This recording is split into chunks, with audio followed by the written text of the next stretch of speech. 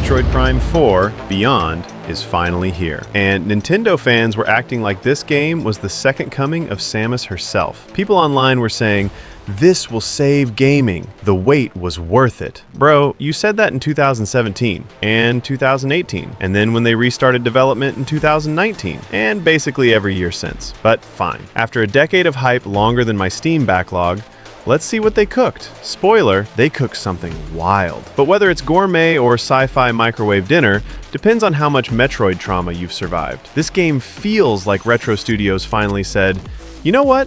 Let's stop being polite and start being terrifying.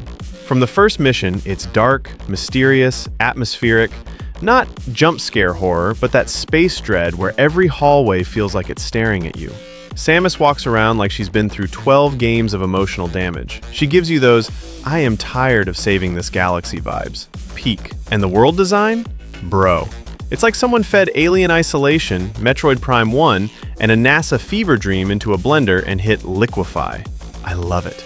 Let's talk gameplay, because this is where Metroid Prime 4 goes full Nintendo giveth, Nintendo taketh away. Movement? Smooth. Combat? Clean. Exploration?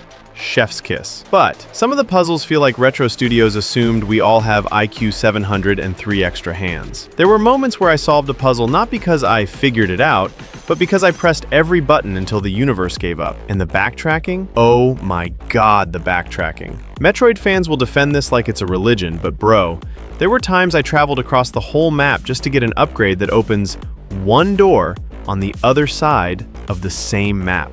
I swear this game makes you walk more than Pokemon Go. And let's talk boss fights. Some of them are hype. Some of them are peak sci-fi action.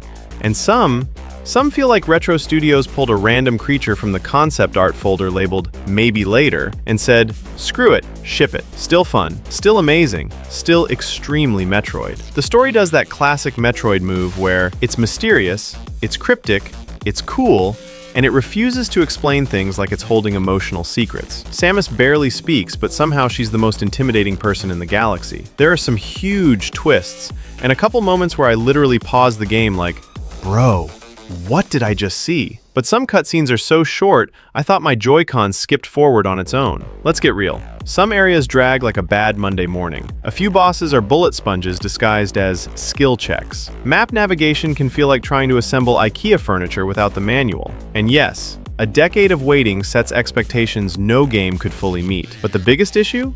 Nintendo still acts like Wi-Fi costs $999 a month. No modern features, limited accessibility, menus from 2002, and loading screens that feel like spiritual reflection time. Metroid Prime 4 Beyond is atmospheric, gorgeous, creepy in the best way, and a genuine return to what made Metroid special. But it's also occasionally clunky, sometimes too old school for its own good, and absolutely not the flawless masterpiece fans imagined while waiting 10 years. Still, I had a blast. And for the first time in a long time, Metroid feels alive again. If you love the series, you'll eat this up.